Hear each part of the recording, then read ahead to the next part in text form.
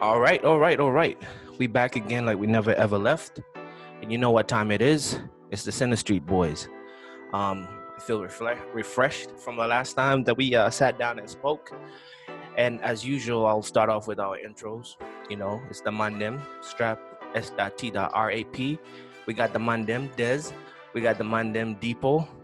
And we have a lot of good stuff to talk about today. But first and foremost, I just want to ask you fellas, how are you guys doing? How you doing? Doing good. Living. That was not cheerful. It was like, yeah, doing good. Yeah, no, right? It's another day, another dollar. Another day. Yeah, another day, another. How you doing, Des, man? Man, I'm doing good, man. I'm doing good. Despite everything that's going on in the world, man, trying to keep my head above the water. Yeah. So, everything good out here, man. What's up, everyone? What's going on, man? Oh man, everything is good. Talking about keeping your head above the water, man. I'm keeping my head above a hat. And reason why I say that, times like this, you start to appreciate the services of people that help enhance your confidence. And you know where I'm taking this. I'm gonna talk about it, fellas. How do we miss the barbers? And for the ladies, the nail tech people and the hairstylists. I feel like they help our self-esteem a lot, especially during times when you feel down, depressed. As soon as you get that fresh haircut, you just become like a new person. It's like it's like plastic surgery or something. What y'all think about that? I know you guys cut your own hair. You don't even care about that. That's like I'm like that's a question. Not so much for me because I've been cutting my own hair for a while, man. Since college. But you can say like a lot of people I see on social media. I talk to some friends and a lot of people. They're having a hard time, man. Like people are messing up their own haircut, man. You used to see people going bald these days. Yeah.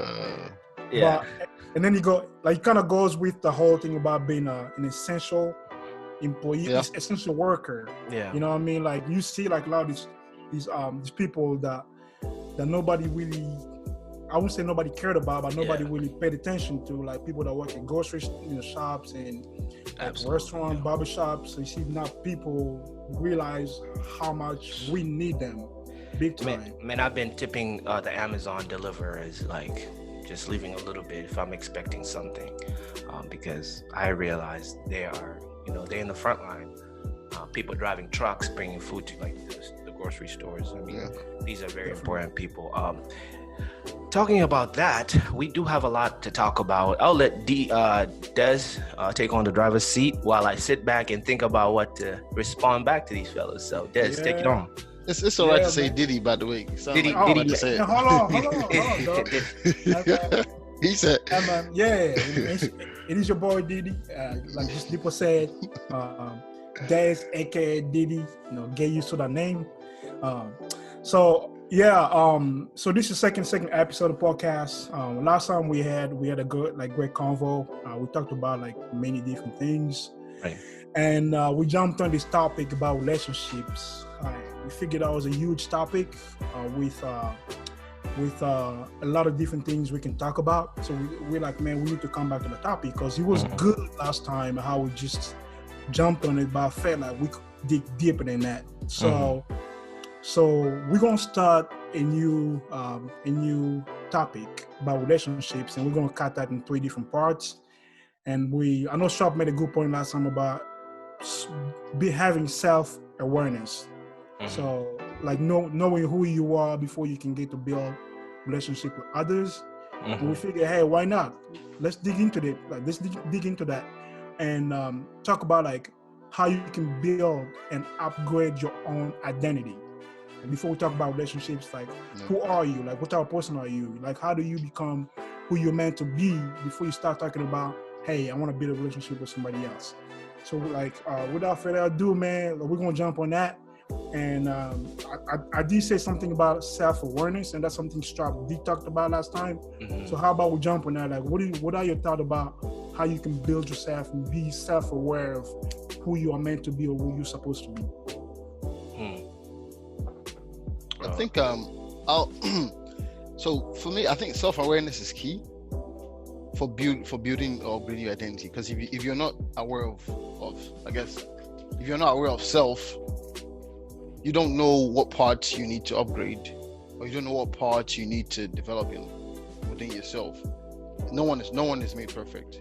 We're in a constant stage of growth on a day-to-day basis. From when you were 3, the person you were when you were 3 is not the same person you are at 10, and it's also not the same person you are when you were 16, 17 going to college. Same person you were through college is not the same person you are once you finish college. If you did go to grad school, it's not the same person. It's like you don't even have the same goals, drives, focus between. Because I know for me, when I was in middle high school, even though I was a serious student of sort, but it was trouble for me to sit down and study, But fast forward to college, it became a breeze. Obviously, we know different societies, make things easier or harder. But as you grow, self-awareness helps you be, or I guess see the force you have within yourself, and then helps you grow. If you're not self-aware of who you are, I believe you tend to lack, and it's one of those things where it's like you're looking from outside looking within. It's almost like what's the word?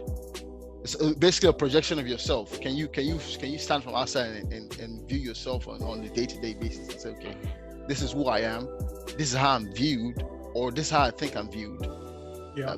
I believe, being able to do that. If you're not able to do that from the get-go, it puts you at a disadvantage when you're trying to. I don't even think it's possible for you to then upgrade or build on your identity if you're not aware of who you are as a person. Exactly, that's key. Yeah. What about you, Strap? Like, what do you think, man? I mean, just coming, being I'm still a young man, but also having experienced a lot. It teaches you that you cannot control anything in life if you cannot control yourself. If you won't even work out, like, that's why I respect people that are dedicated to something, that finish something, because they have found the self-discipline and the self-awareness to control the inner demons that they have. So once they could fight that inner demon that prevents them from getting up and getting a workout, or getting up and disciplining yourself to eat right, and once you have that discipline and you can tame that beast, then you walk free in a land of other different things that could easily be considered as demons. So I would say demons, but I mean demons meaning flaws, things that come into your life, or they happen innately. Either they were passed on by parents, or they were passed on by people that you grew up around. Some horrible behaviors. I know we grew up around people telling us the wrong things of how to treat girls, and these things become part of us, and then we grow up and we realize, oh, that was all BS, the way we were trained to treat women, and that was all BS, because you've grown and you become aware that was wrong. So before I go out and reach my hand to create a relationship with someone, I have to understand that a lot of the things I learned in the past were wrong. So I'm aware of that, and I know my demons. I know that there's some things that trigger me to do certain things.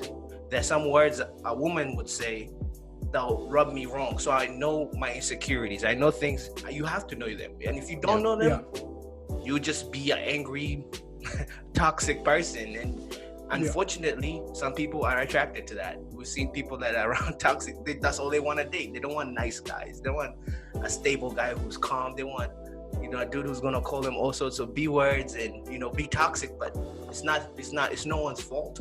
It's just they don't have the awareness, and they don't know that sometimes nurture can affect, or nature can affect how you grow into the person that you are. So having that awareness does.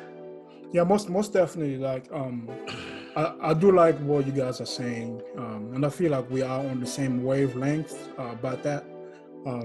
Personally, yes, just to piggyback on what Strap was saying, you do have to know yourself before you can actually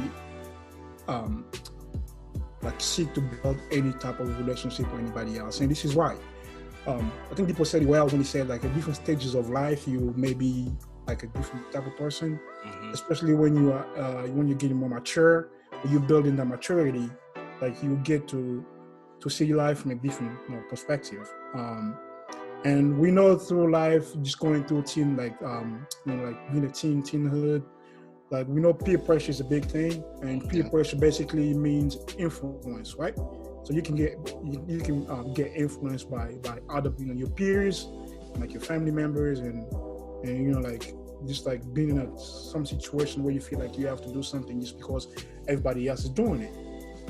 And peer pressure tends to be a trap because usually it make you do things that you may not want to do, or things that you shouldn't be doing at all.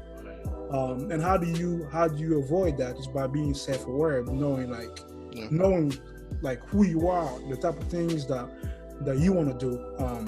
So before you can go out there and put yourself in a situation where it's like, hey, friends say, let's do this, let's do that.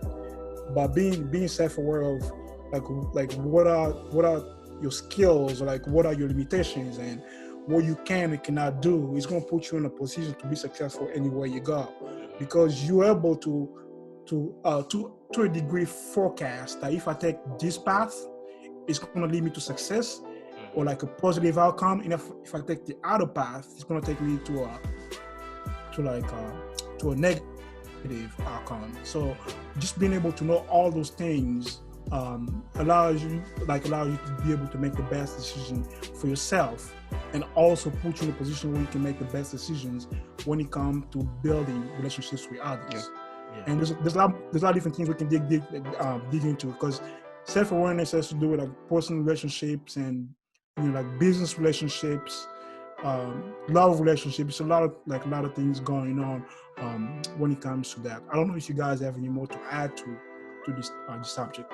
I mean, you said something very important. You said knowing the triggers, like you talked about peer pressure, and knowing that, okay, that is leading me to do something that naturally I don't want to do, but I have to do it just to fit in.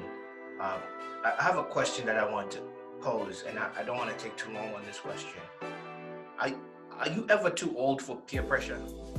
No. Can you outgrow it? I know it happens a lot as a teenager, but now that you're in your 30s or your late 20s, do you find that you're immune to it? No. Or you can still be victim of it? You can still be victim of, because the point I made earlier, I think this plays well with it, right? Where in every phase of your life, you were different. From 3 to 10, you were different. From 10 to 17, and 17 through 21, 22, and then your workforce. Now we're in late 20s, early 30s. All of a sudden, you're 35, 40, and then you start seeing a guy who's making, obviously we all aspire to making millions of dollars or whatnot, but you start seeing guys who will make, even social media does it to you, right? You see guys who are making $1 million, $2 million, you're not even sure where the income is coming from, and you're being pressured to want the thing, or to live the way they're living, even though you're not sure where they're coming from. I think a good example is you see athletes buying, having the freedom to buy J's every other week. The Kylies of this world, name you, it's a lot of them. You could write a whole 5-page, on people like that. But you forget that this guy is living a certain lifestyle. Now, obviously, they're not as close as the friends or the acquaintances you had when you were in maybe college or high school, where the peer pressure was really close. But you still feel the peer pressure, because you say, okay, this guy is is in my age group. He's in his early 30s or whatnot. That would have been nice. But self-awareness makes you realize that, okay, we're not in the same level. We're not in the same thinking space. He's fortunate to be where he is. How about I live? How about I live within my abilities? Now, if I want to, I think depending on what, I think this is another solid point. Is the peer pressure negative or positive? That's a good question. That's a good turn of that question, because Strap. I was gonna say before we jump, we go to the next question, which is a big one. I want to respond to Strap because he asked a very good question. Like quickly, Peer pressure, what is it? It's temptation, right? Like technically it's temptation. Temptation never goes The away. fear of Like, missing out, the Yeah. fear of being left out, the fear of being left exactly. out. Like, Yeah.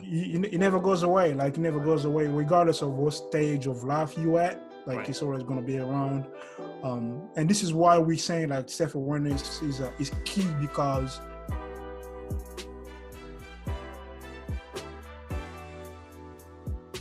You guys there?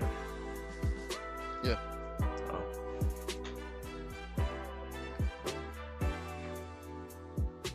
awareness comes huge for you, because when you know who you are and what you should be doing, it's going to be allowing you to, like, maybe 70% of the time make the better decision for yourself, for your family, your business, or anything, rather than relying on somebody else putting ideas into your head. Mhm. You know what I mean?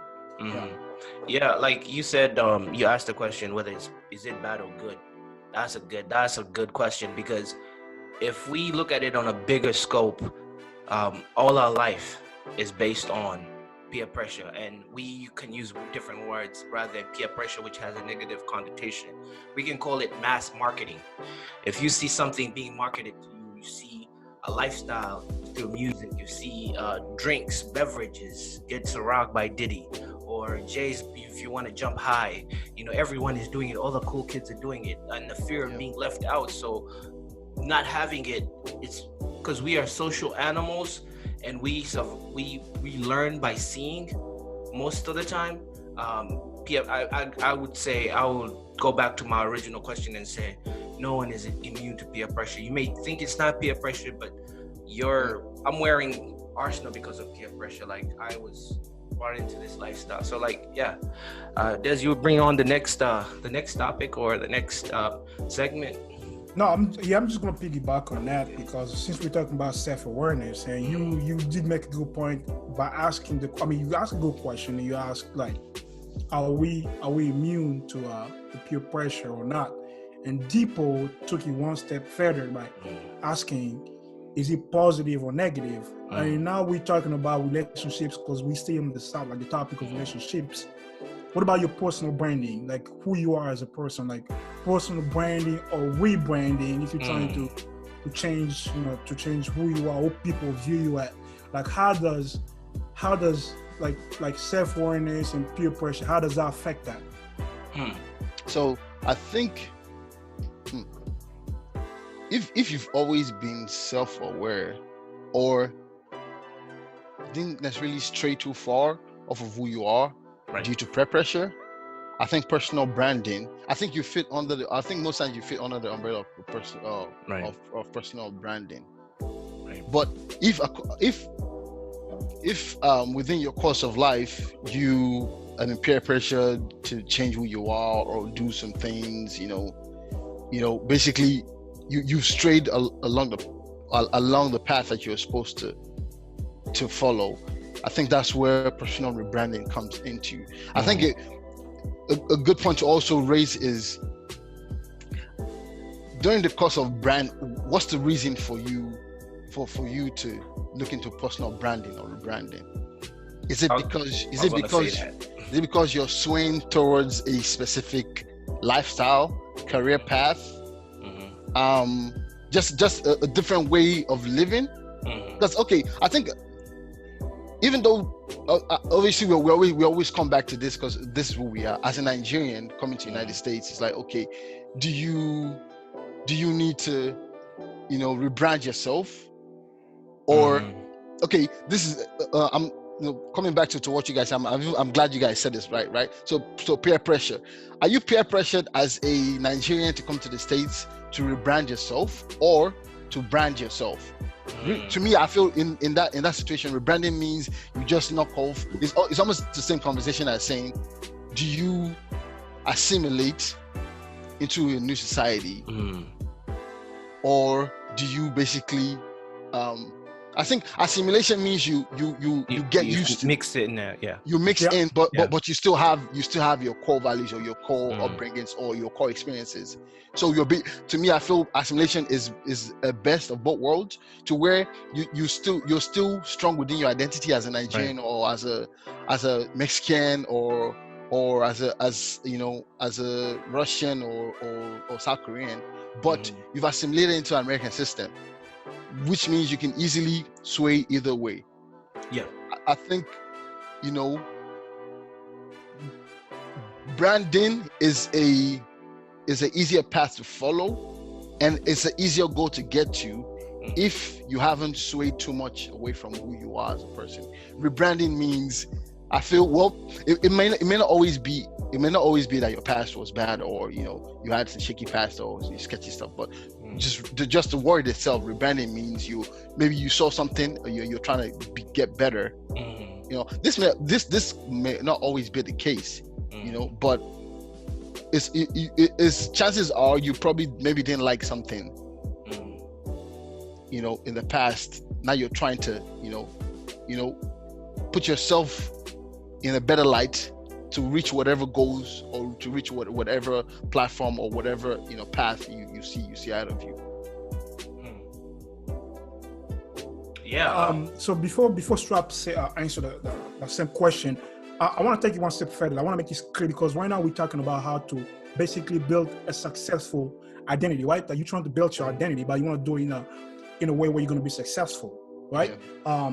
So when we're talking about personal branding, we're mainly referring to like what type of impression should you be leaving in a room. Yeah. So after you're gone, or when you come back, people are saying like, yes, I really want to be, like I want to build some type of relationship with that guy.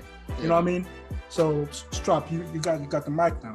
I mean, yeah, like just looking at the different variables of branding.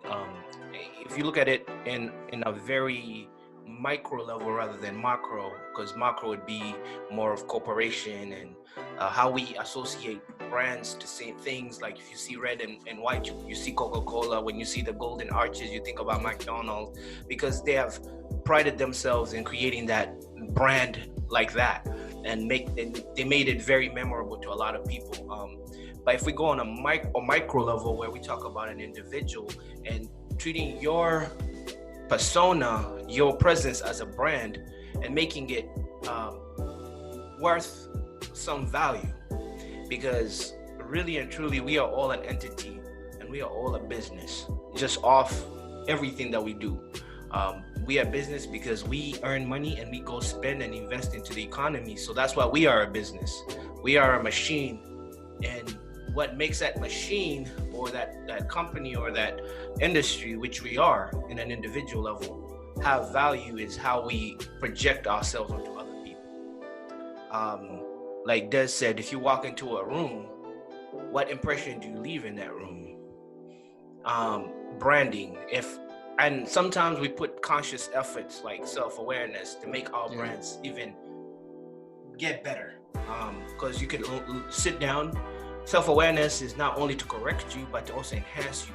Because some people don't know that they have certain gifts. So when they realize, oh, I have a gift of communicating, they enhance it, they work on it even more. And, oh, I have a weakness in public speaking. Or so it's not only to correct, but also to enhance. So you can have something that you're doing good, but once you put a microscope to it, or you put a lens to it, it just gets bigger and magnifies. So translating that into how we can walk into a room and bring out the best brand of what we are. Like we did good by talking about self-awareness. So now you're aware of all your tools, all your strengths, all your weaknesses. You step into a room, magnify your strength, but not in a way that it's going to make your brand look cocky, overly confident, or dismissive of other people's ideas, but more measured, more confident, more observant, because they say sometimes the guy who listens is the smartest person. So that's so like how to correlate our brands into how do we draw a bridge or create a bridge between your brand and relatability. How are you relatable? Because we are a tribe as human beings. We want to associate to people that we see ourselves in, people that we relate to. Unfortunately, we are a universe of culture, race, sex, all that stuff, gender, whatever we want to call it, right? So you'll find men associating with men at bars because of sports or some. It's weird how we associate. Africans hang out with Africans, or white people hang, and that's their brand. Maybe being white is a brand. Maybe being, being a team person who likes his team, a club team, that's a brand. So finding your tribe in that branding is also part of it. But I'm kind of in the weeds right now. I'm just spreading it even out. But, I mean, that's good. That's good though. But staying on the topic, rebranding is not always a negative thing. It's not always a story of redemption, like I'm trying to redeem myself, but it's also something that you could think of like how we do our computers and we update them every time. You cannot be the same person, like Dipo says. He's not the same person he was in high school. The more he gets older, it's like a computer system updating into the newer version. Upgrading. So that's the same thing as rebranding. Yes, it can be because the old brand had a stigma, so we don't want to use that, so we're rebranding. I used to be in jail, now I'm a born again, I'm rebranding. I used to be an alcoholic, now I used to be a drug addict, I used to be, racist, now I'm not, I don't know. But it's all updating, but let's not look at it in that light. Let's look at it like, okay, I used to do this, but now have to change it because people get used to the old brand too much. Sometimes we are human beings, we like the element of surprise, we like change, and we get complacent when we do the same thing over and over. Because we are sports people. I remember when I was a kid, Olympique Lyon used to always win the French league, and I used to be bored. I never used to even pay attention to them because they won like for, I don't know, Des used to watches the French league. They won like for almost 6 years consistently. I was like, nobody used to pay attention to that league, so it tanked. It was one of the worst leagues because it's boring. And until some teams like Paris, Marseille, all those teams came up, and it makes it exciting when you start seeing somebody become an underdog again and build the brand up again. But that's me. I digressed. But on to you, Des. Your question. Yeah. So branding, rebranding. I think it's all about building a solid foundation to start with. You can't like have a personal brand or try to rebrand yourself or have a solid identity if you don't have a good foundation. So I think that goes back to what we just talked about being self-aware of the type of person that you are. Like what do you aspire to be? Once you get to know that, once you get to know who you are, you get to know like these are my this is my forte and these are my weakness. I'm good at this and I'm not at that. Like I know I need help with this and I know I can be successful at doing that. Once you get to know who you are, then you can go from there and walk into a room knowing that this is what I'm going to be presenting to these people. This is the type of impression I can leave based on what I'm capable of. You walk into a room and people can look at you, be successful or like be like really, really good at doing something that you already know how to do. I'm going with this in a sense that we always have to be like, regardless of how you look at it, we want to be successful, right? Like everyone want to walk into a room and leave a positive impression on everyone. So that's just how it is. Like we want to be successful people. So when I walk into a room, I want to make sure that when I leave, people are going to look at me and say, yeah, that guy knows his stuff. Like that guy is someone I want to be around, so to be able to brand yourself, you have to like have a solid foundation, know who you are, and at the same time also be consistent with your values and ethics, which is going to be basically our next subject about like personal branding or like building like a solid identity, because you have to have some like strong values and ethics, and you have to know what are the values and ethics. So maybe for you it's like it's faith. Maybe for like somebody else it's like my focus is only on like making money and nothing's going to take me out of that. So as long as you know like where you're going and you're not trying to let somebody else basically get you off of your path because you're determined to get there, I think you're going to be able to to keep going regardless of whether it's like peer pressure around you, regardless of like people are trying to tell you, like you should be doing this and doing that. But at the same time as you go as well, like Strap was saying, we get to live different stages of life. So because of that, you can't be the same guy you were 10 or 15 years ago. Like you're not making progress. Progress means you go from being a kid to, being a teenager and like an adult, and you get to do different things like at different stages of lives. So you're gonna make mistakes, you're gonna fail, but you still stay focused on your path, like your goal. That's why it's huge when you're trying to brand or rebrand yourself, that you already have a goal set in mind. Like, this is my goal, this is what I'm trying to get to. Come up with a plan. So every time you walk into a room, every time you talk to someone, you're trying to do things that will get you to that goal. You know what I mean? Like, you're trying to stay on the same course, rather than walking in a room and you're not 100% sure, like, what am I doing here? You don't know, like, what you're trying to do with your life. You don't know what, like, the type of person you are, like, who you're trying to be. So you kind of go with the flow or the mood. People that go with the flow or the mood, at the end of the day, you're not going to find yourself building anything solid. Right.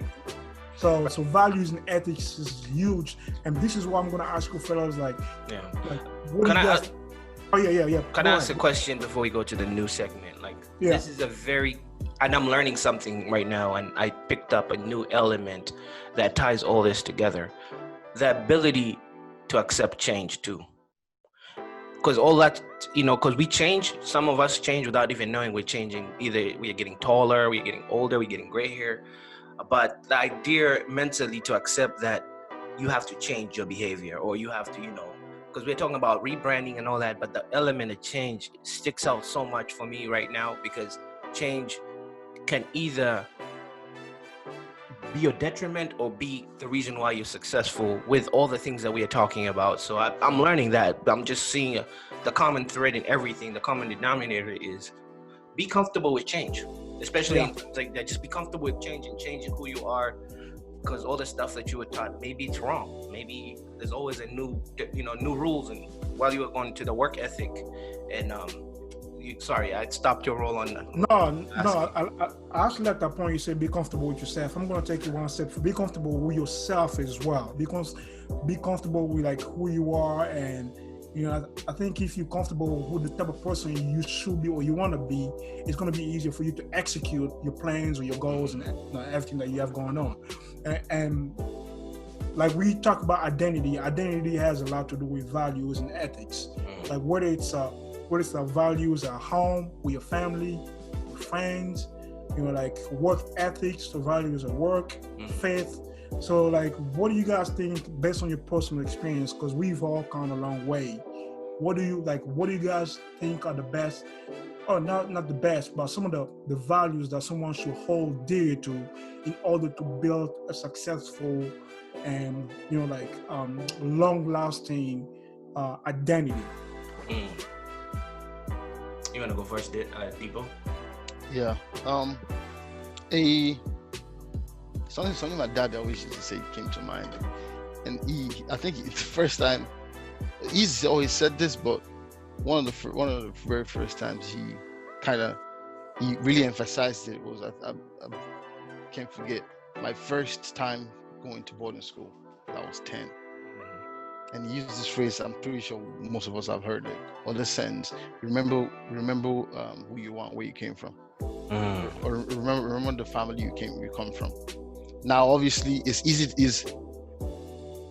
That sentence works well when, God willing, or by God's grace, you were groomed well, come from a solid foundation, your family, or you come from a background where having the right values and ethics were instilled in you, but it was just something that kind of always stuck with me, just going through high school, when I left Nigeria to States and started living by myself or doing things by myself as early as 17.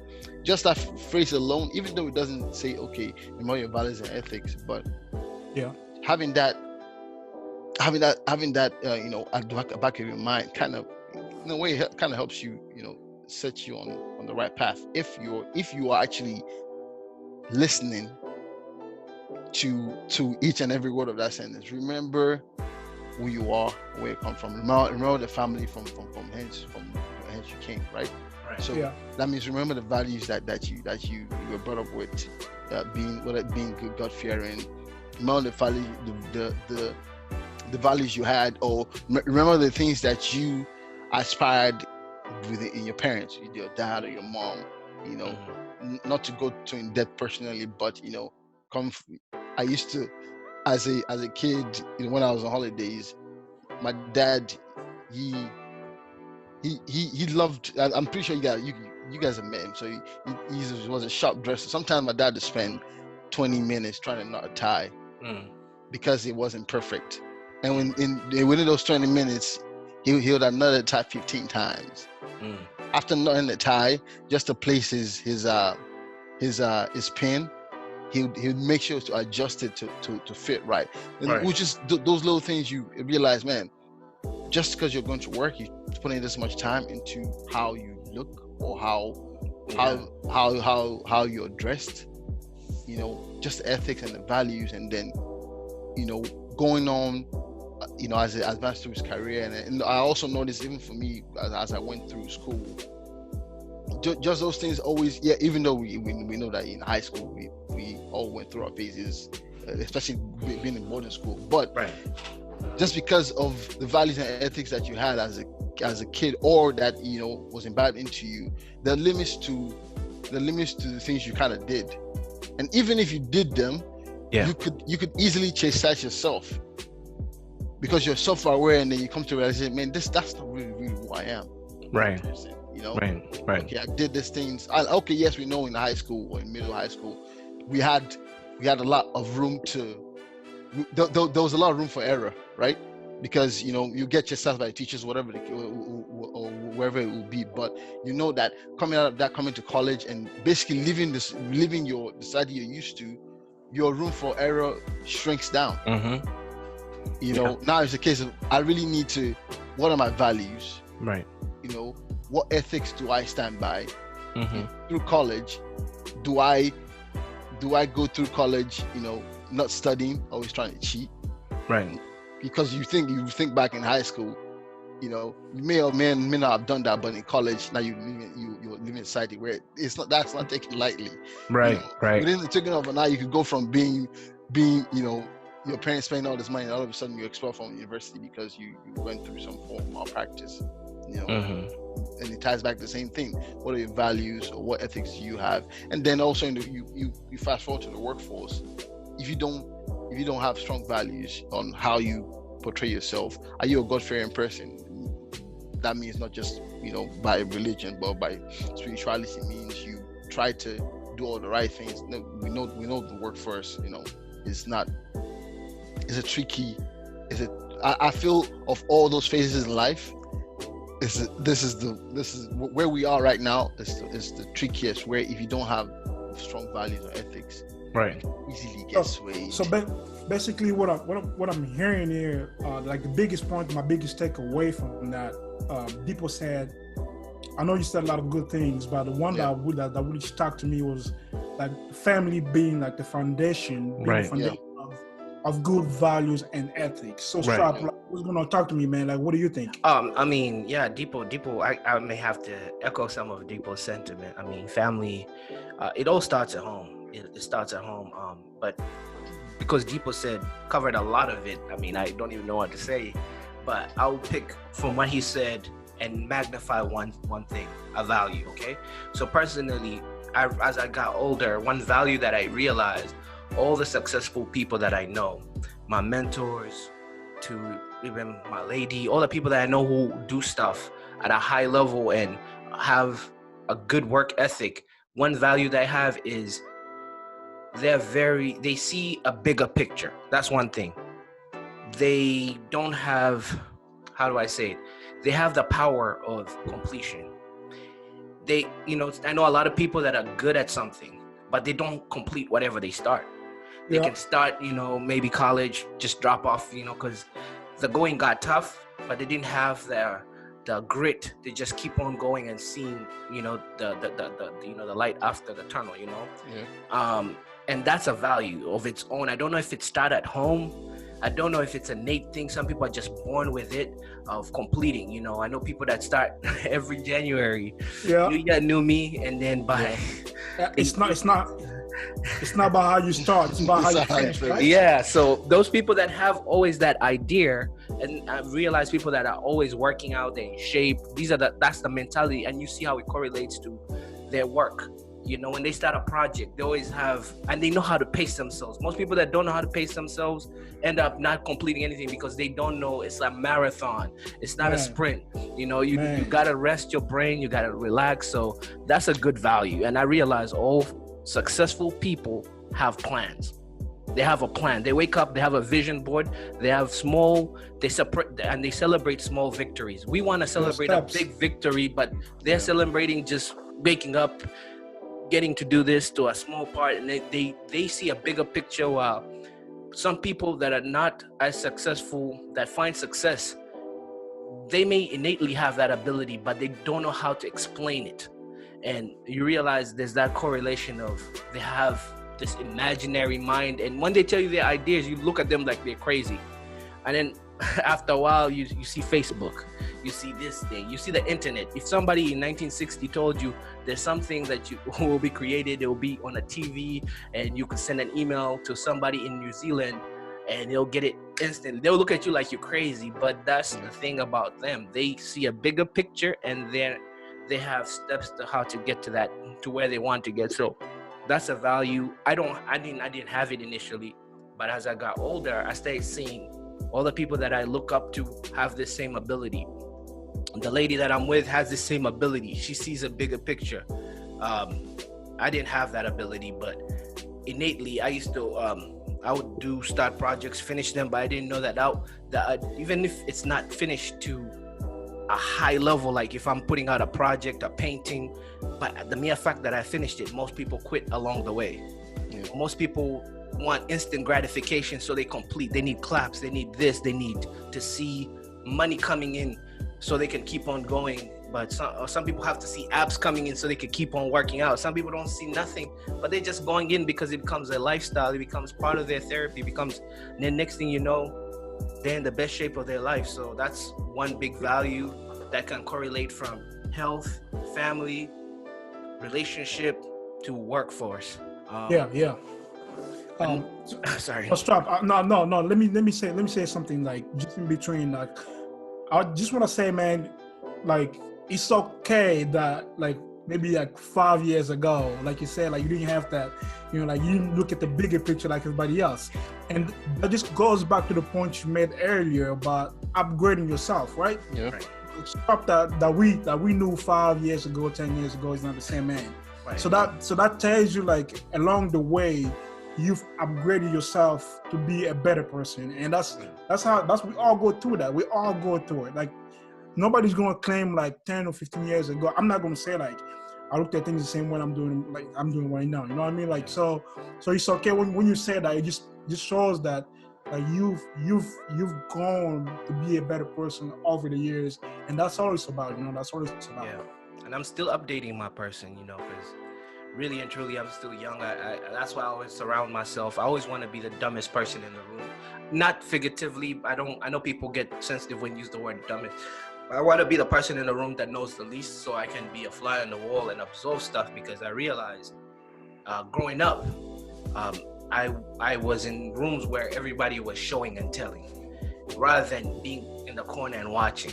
Everybody was like, okay, look at my backflips, or who has watched this movie, who has done this, or you know, it's like a competition in this room, rather than being the guy sitting down watching and being, okay, maybe I know that, but let me slow down, let me watch and see what comes out of their mouth.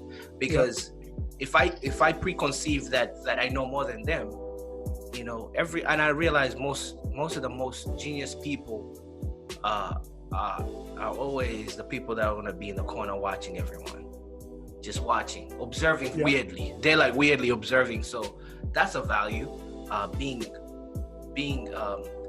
Being patient with what you're saying and measuring what you're going to say. before you say anything, be very calculative of how it's going to affect the room. Because sometimes the youngest strap, I would say something in a room, but workforce taught me that, oh, you're going to rub people wrong. You're going to start off on the wrong foot. If you just open, it's okay to observe. You check the temperature, see how somebody reacts to something. Maybe don't bring this up. And that's also me getting self-aware, knowing that, oh man, I used to shoot from the hip very fast. And I never knew how it rubbed off on other people. Yeah. I think once, someone once told me, or I think I had a conversation with someone once who didn't appreciate people having chameleon-like abilities, which means shifting depending on who you're talking to.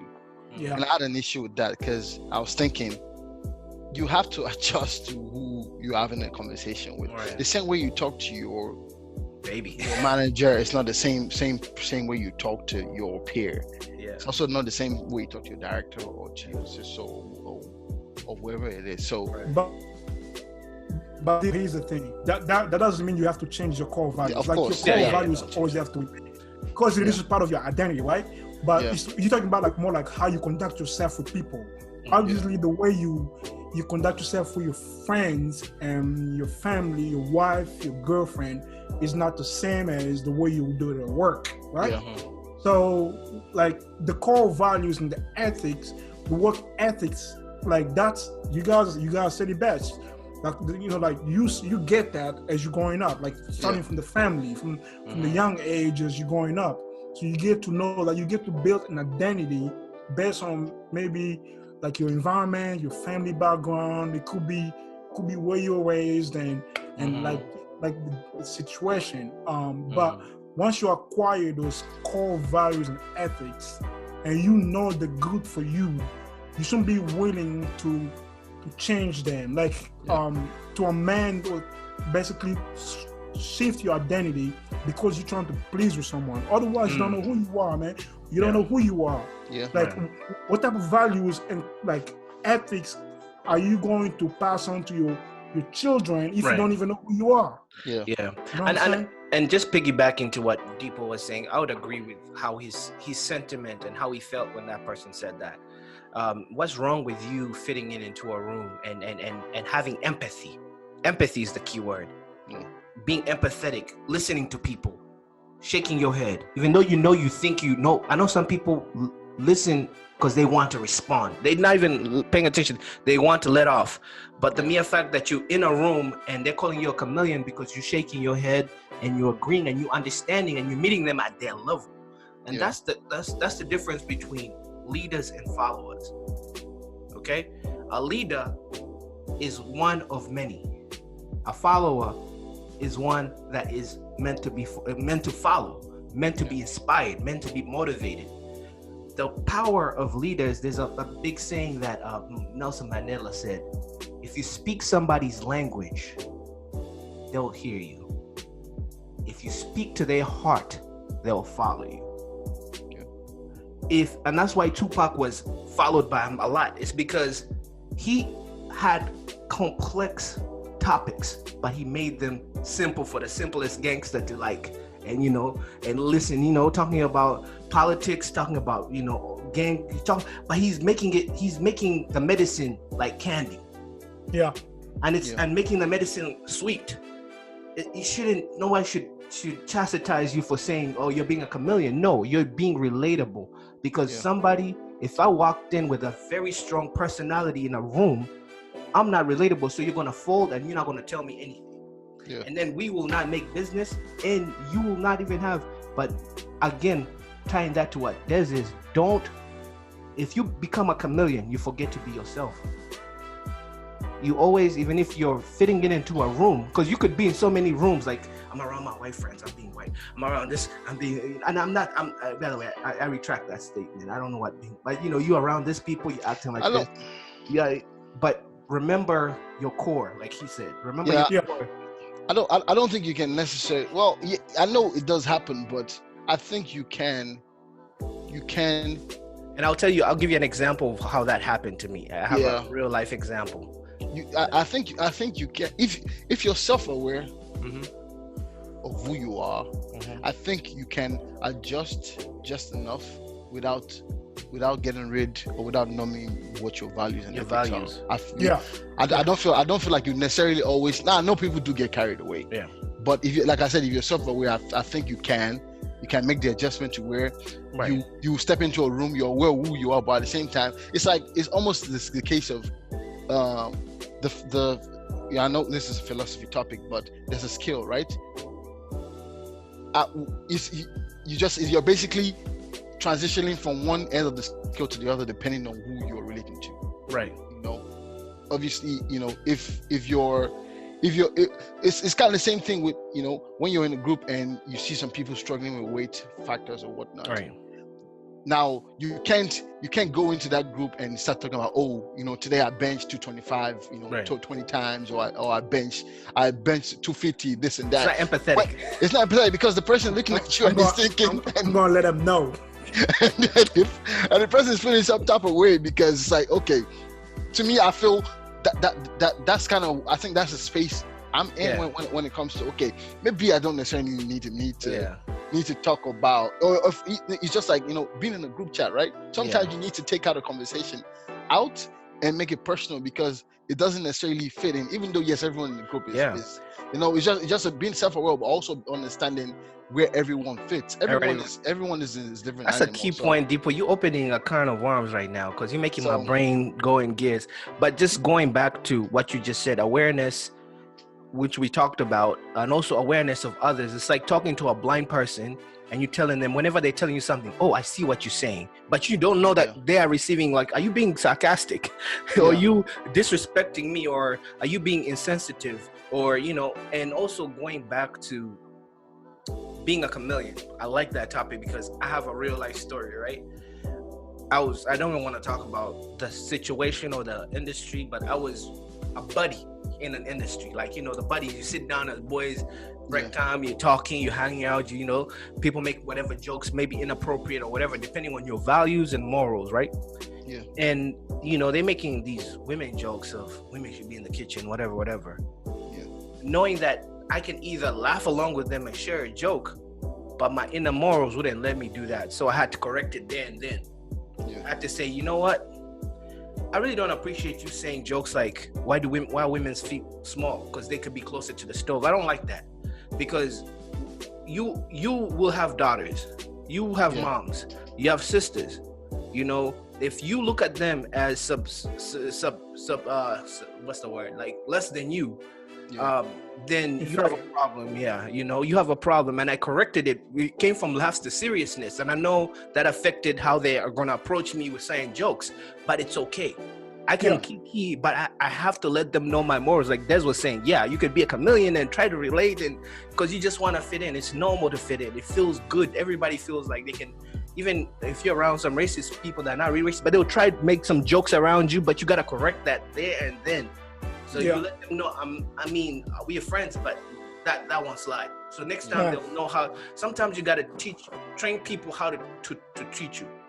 Yeah. If not, some people will be too comfortable, and it's not their fault. They're just comfortable around you because they feel like you're like them. You have the same ideas. You have the same morals, and that's where the line is crossed between being a very relatable person, but being relatable, but with, like Des said, your spine of morals that keep you up straight. Yeah. Fellas, you guys talked about a lot of things, man. You milked the whole cow, man. Like I have nothing else to say about ethics. Let's make it interesting. What is your Des? What is your strongest moral? What are your morals? What is your core? I'm not going to say exactly because I have a lot of different cores and values that I hold dear. But I'm gonna go back to just saying, again, emphasizing about what Dipo said about family. Like family, I feel like family is the building blocks of everything when it comes to value and ethics. Right. Family is very important because as a kid or as children or as a child, you grow up and you get to learn things. Like you said, we're very visual, so we get to learn based on what we see or we hear our parents, our family members, cousins, friends, and so on. do and say, and we acquire those values and ethics. Yeah. So it's huge as you as a person knowing that whatever I'm doing right now, it may be influencing my child or like a friend or family member. So as long as you're aware of that, I think, and you know who you are and you know what are the good values you should be passing on to the next person, I think you are bound to not just be successful, but create a successful circle around yourself. Right. Me personally, like Dipo, growing up, it was all about like being positive, treating the next person like you want to be treated, which is not always easy to do, but it's a huge thing because everyone want to be treated well. And if you can treat the next person like you want to be treated, man, like just think about how the world will be. That would be like what would you say, like utopia, like everything would be nice. That's why it's so hard to do, because it's not easy. It's not easy being able to just go out and treat everyone the same way you want to be treated. Yeah. And personally for me, it has a lot to do with my family having a very, very, very growing up. My parents always taught us to, you have to pray. Man, I'm telling you, I'm not gonna lie. I was a kid. I didn't really understand a lot of values and the ethics my parents were trying to pass on to me. I was like, man, why do I have to do this? Why do I have to do that?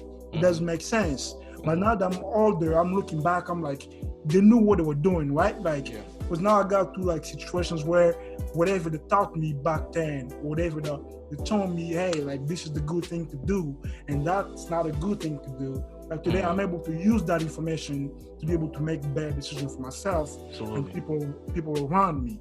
And you guys said something huge for me, because it's like you're reading my mind, because basically that's gonna be my next question.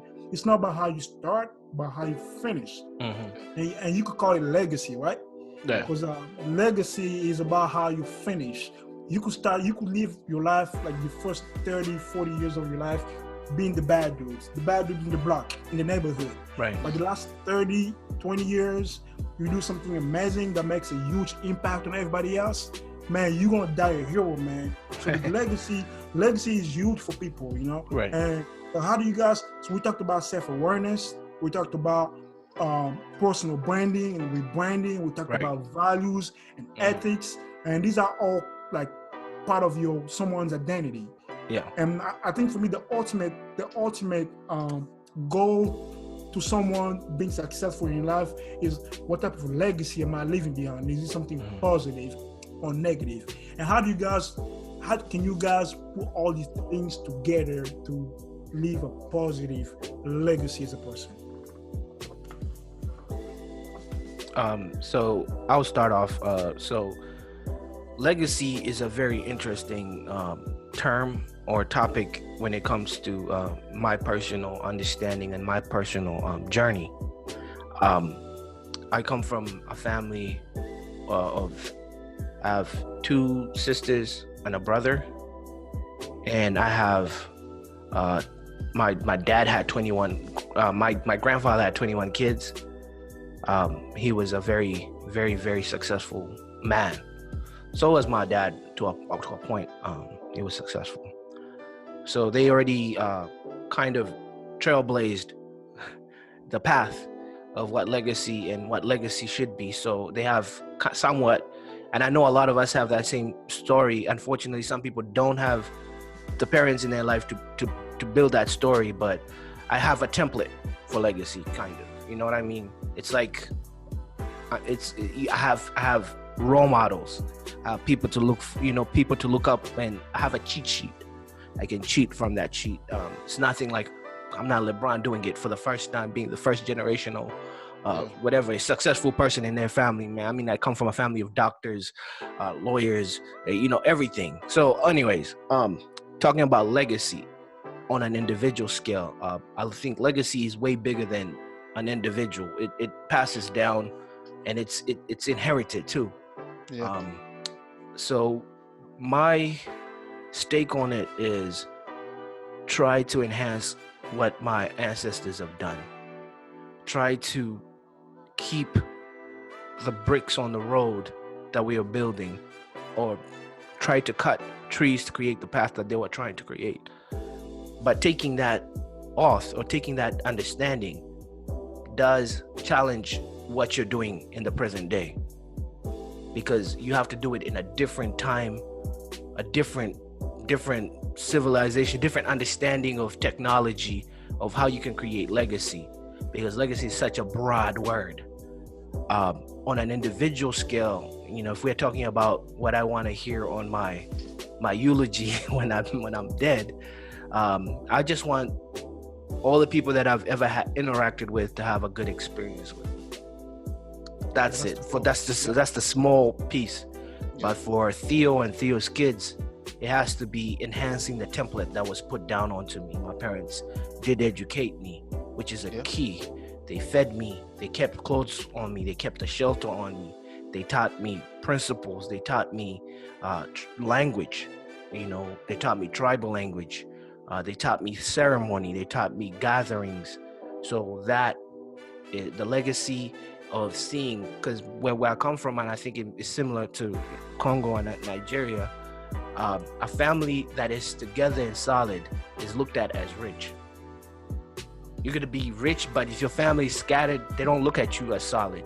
They most rich people I know, rich or successful people back home, all their kids live in the same compound. It's just a huge thing, and my son has a house over there. It's just this solidness, and from where I was raised, that's legacy, and it passes on because nearby people can see that's the family you want to be like, or that's the person, the guy, the father of the house, the patriarch or matriarch, if it's a mother, like all that. So that's legacy to me.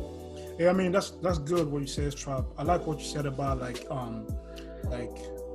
when you pass away, or like in your eulogy, people are gonna say something positive, something nice about you. Saying like, it's like when they think about Strap, they think about something positive, and that's huge, because I think that's what we all seek as people, to be able to live that positivity like around us. Every time when you walk into a room, you go to work, or you meet people, like when you leave the room, they're like, man, that's someone I want to be able to I want to be around with like a lot more often. That's someone that's made a positive impact. Because not necessarily change. You don't have to, like you say, you don't have to. It's not about money, man. It's not about, because people think like legacy is only when you build like I'm glad you said that.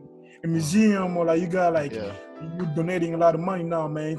You can be making like a huge impact on somebody just based on your words, or like just like small things that you do for them. Yeah. What's going on, people are talking about? Yeah, I'm glad you said that. You brought the money aspect, because going from what Strap said, and as I've gone through life, even he talked about legacies that kind of he's drawn close from his grandfather to his father. You realize that even though success is a means to the end. So to me, I think being successful is a means to the end of legacy. But then again, depends on who you are as a person, and where you believe you fit in. Some people don't even care about success at all. They're just comfortable living a legacy of, being able to provide for the family, people in the city. Depending on what I guess where you best fit in society. Some people's legacy is, okay, I want to become a president and do this. But then as a president, what is your legacy? Being a president is really you. When you look at things, you realize that, okay, being a president was just a personal goal. It's just a personal goal, just a means. Right. The legacy is after your 4 or 8 years is done, what are people saying about you? Right. What were the changes? There's a saying, I want to translate it. Sorry, Dipo. Go ahead. No, go ahead. Like, don't worry about what they say in your face. Worry about what they say when you leave the room. And I don't know how to translate it into English. It's kind of like, people will smile and kiki with you, but what's the stories when you leave the room? Right. It's a saying in my tribe, but I don't know how to translate it. But it sounds like that. Yeah, sorry. So, for me, building a legacy. I also think that it's really, we have goals, we have visions, we have things we aspire to, but it's really hard to. I feel sometimes it's really hard to hone in on what you feel your legacy should be. Now, the things that the things you aspire to do, based on what you've seen in the past, like you said, your dad. I think for me personally, speaking to my dad, one of the things he always preached was being selfless and giving. And also did not, going back to my grandfather, who was a reverend. So you know that a reverend in a back then, 60s, 50s, right. Nigeria, depending on where they didn't. Well, I'm not originally from Lagos, even though yes, I was raised in Lagos, but from a different state. So being a reverend, he saw that in his father, and he appreciated that. As a reverend, obviously having the funds or just being in that space, giving to people in the villages and the towns. He then imbibed that. Same thing he did after school, going back to Nigeria.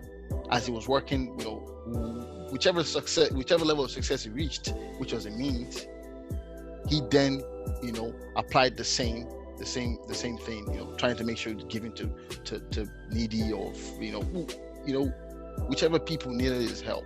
Yeah. To me, I could say today that I know, even talking to him today, I could say that was his legacy. Being, always having this selfless ability to give to people. Now, obviously, we know people do get carried away. Depending on what your legacy is, sometimes you might not be able to have a solid frame of what your legacy is. But then coming to me, it's great to build a legacy, but at the same time, I feel you have to be self-aware of what you want within yourself, and then project that out to say, okay, this is what I want to be my legacy. So yeah, man. I agree. I think we talked about a lot of different things when it comes to legacy. I really like how Strap kind of broke it down into two different things, where it's like you can look at it from two different angles when it comes to legacy. And he gave a good example about himself.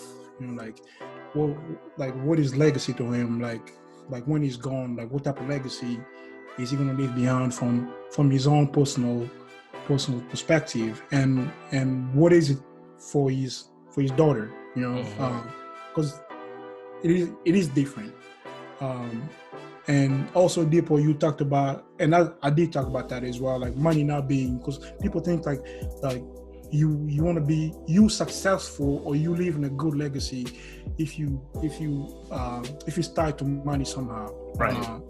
Not everything has to be tied to money. You can start today to build your legacy with what you have. Yeah. You don't have to say, I'm gonna wait till I make my first $1 million before I start building a legacy. Yeah. You don't have to do that. You can start making a positive impact today, right now. Hey, this is a good example. Actually, like the current living conditions, like the whole coronavirus outbreak, people are going through tough time.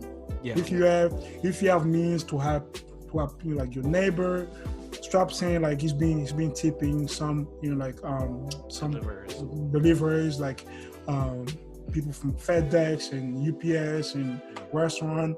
Like that's how you make a positive impact. Doesn't have to be, you don't have to spend $1 million to make a positive impact. You could just go to your next door neighbors who's 60 or 70 years old and may not be able to go to grocery shop, right, because they're the most vulnerable. Just ask them like, can I get you something? Go get them groceries, man. That's how you make a positive impact. Just think about it. You do for them for like a week or so, and like 20, 30 years from now, like you pass away or like something happens to you, and what do you think? Like when they go to your funerals, what do you think is gonna come up to the mind when they think about you? It's gonna be like, man, this guy helped me when I was going through a tough time. That's a good man. That's a good woman. And that's all you want, man. Like you want people to say like, yeah, Strap was a good guy, Dipo was a good guy. Like when do we hear everything about them was positive, and that's all we want.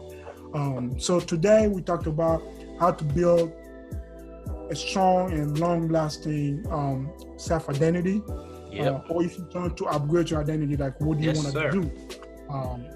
And we went over like being self-aware of who you are, just being able to build that brand, like having a goal in mind, and having like just making like those small steps. You go one step at a time.